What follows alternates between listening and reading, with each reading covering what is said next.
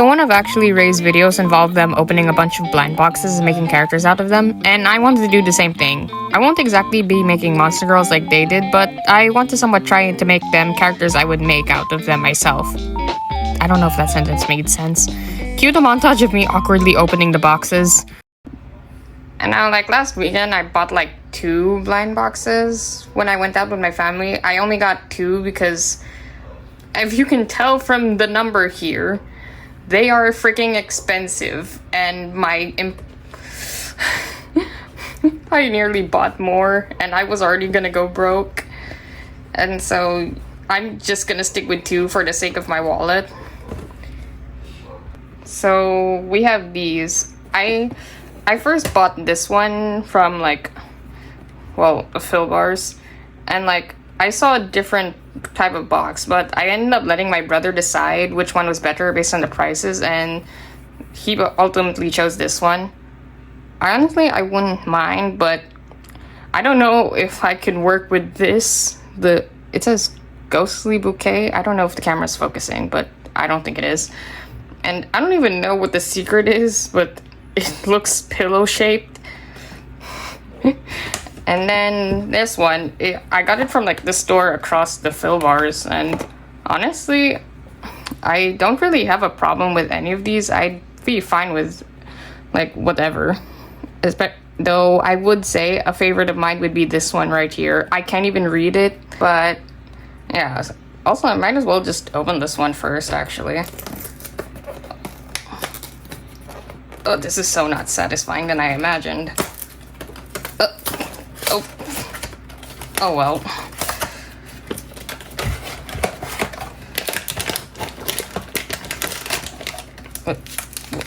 What? What is it? What is this? I'm not gonna look.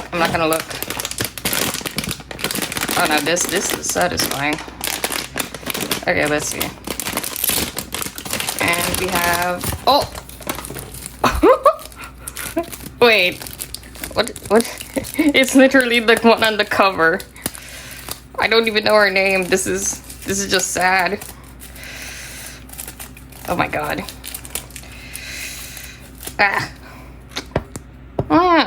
This is actually well made than I thought.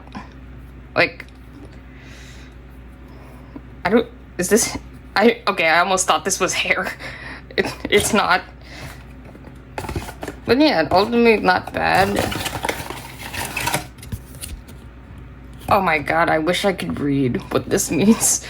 Hold on, I think there's something else inside.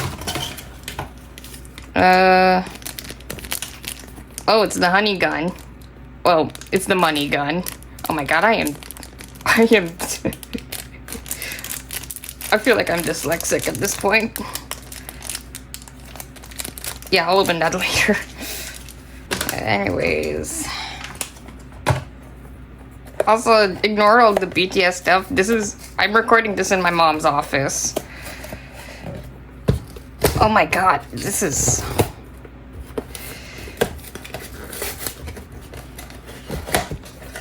Okay. What art? I don't even know what these do, to be honest.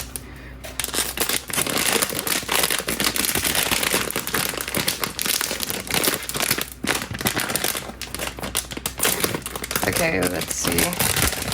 What? Is there double wrapping in this? Oh. Oh! Okay, that's not bad. Which one is this? What? Devil's Bargain. I cannot read. The weathering is so small. Okay, it weirdly smells good. I don't know if all figures are like that, but this one actually smells good. Oh yeah. There we go. These are the figures I got. I think I can make something out of these. I got some ideas. Okay, back to voiceover Sal here. Moving on from my awkward hands and terrible camera skills for a bit, and I'm sorry, but you'll have to see them again later. Let's get to the first box I opened. Now, I might be misinterpreting the theme of this, but my first guess was the characters were just the yandere genre portrayed through different themes. And for those that don't know what yandere is, it's a trope and character archetype in Japanese media in which a character would show extreme and often violent obsession and possessiveness over another character, especially if they're a love interest. The game Yandere Simulator is a popular example that heavily plays on this. Anyways, when drawing this girl, I didn't exactly go with my assumption of the brand and wanted to try and make her a character of my own without thinking of the theme. I first drew her in my sketchbook to get like a general idea of her design and see if there was anything I could play around with. There were some details I felt nitpicky with, like how and why is there blood on her if she has a money gun, and I don't want to linger on that for too long and just decided to roll with it. And yeah, I did that and ended up with mostly just playing around with her hair. I'm honestly not a big fan of straight bangs, or at least how I draw them. I still wanted to keep them in the design though.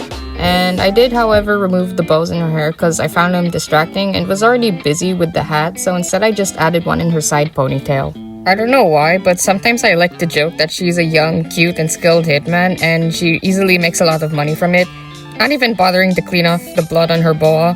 But the one time at work, she just so happens to accidentally bring her money gun that she brought to flaunt how rich she is instead of her actual gun, and she would just straight up skull bash people in the head with it.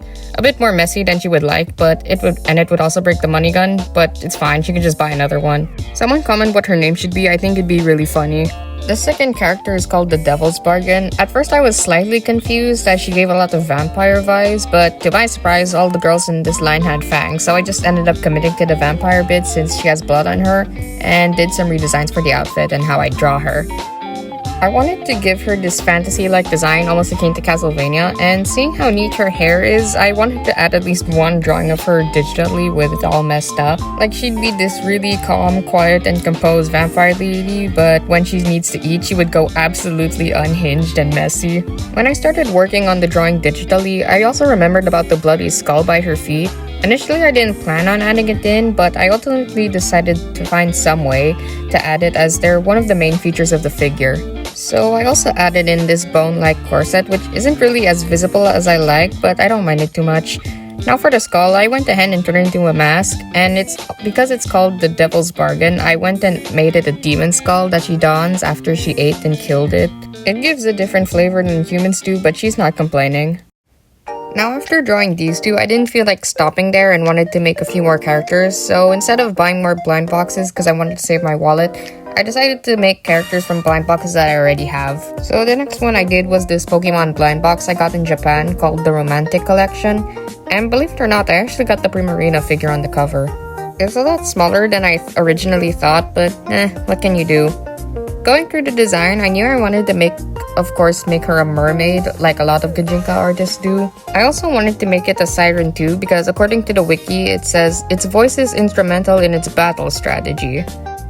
I ended up using 2 spreads in my sketchbook trying to figure out the design for this. I tried playing with the frills it has, and I don't know why I struggled a bit with the headpiece. Either it looked like a bonnet or a tiara, and I just went the tiara route. I also liked the way that Primarina's hair would like come loose when it uses a move, and I wanted to add that in too. One of Primarina's main features in both the design and in the figure was the amount of pearls they both have, especially in the figure. So I went along with adding more pearls on her design. I like to think that she likes to collect pearls, whether from her victims or from taking a bunch of oysters and grabbing them by hand. She can do normal means of collecting things. She collects other shiny things too, but pearls are definitely her favorite. Also, I noticed too late that I forgot to add the arm ruffle sleeve things on the second drawing, but it's still cute. And finally, the last one. For Christmas, I got the Alien Stage blind box for myself and my sister, and one of the characters I got was Sua. I didn't do much drafts for this one since I already knew what I wanted to do with her, which was like to make her this angel/ghost. For those unaware, Alien Stage is a web animation series told through music videos on YouTube by Vivinos and Qmeng. The name itself is explanatory, but it's essentially a Hunger Games-esque version of the X Factor, neither of which I had personally seen. And spoilers for those that don't know, Sua was one of the first of the main characters to die in the series, hence the ghost part. The design style was definitely based on Ghost-type Miku from Project Voltage. I thought it'd help add in the futuristic vibe that Alien Stage has, and the angel was mainly out of the fact that I needed at least features of the actual keychain onto the drawing. Another feature I liked about this design for Sua was how she has these large, blank, and unsettling eyes, and I thought that suited the prompt perfectly. Designing her outfit was fairly easy, and I didn't really go through a lot of drafts in the sketchbook since I wanted to use her regular outfit along with the frilly clothes she used to wear as a kid, essentially just combining them all together. I had this idea initially of making her somewhat transparent, but I didn't know how to incorporate that in the drawing, so this was mostly what I could do at the time. I also went to add this little ghost flame around her neck. For those who know, you can guess what that represents. I also went to add in the glitched out halo, mainly because I wanted to at least give some warm colors in contrast to all the whites. And overall, I think it turned out cute in the end, but what do you guys think? And that's all for the blind box characters. I will say making both the sketchbook spreads and the actual drawings was fun and honestly therapeutic. And I would probably do more scrapbooking spreads in the future, though I would be scared of how fat my sketchbook would be by then. Also, sorry for the delay in getting this out. I literally got down with coughs and colds and spent half my time nearly choking on my own mucus. It was not a fun experience. This is the second time when I'm about to record I get sick. I don't know how that happens. Anyways, hope you guys enjoyed this video, and as always, be sure to subscribe and I'll see you guys again next time. And hopefully I'm not sick again when it comes out. Bye!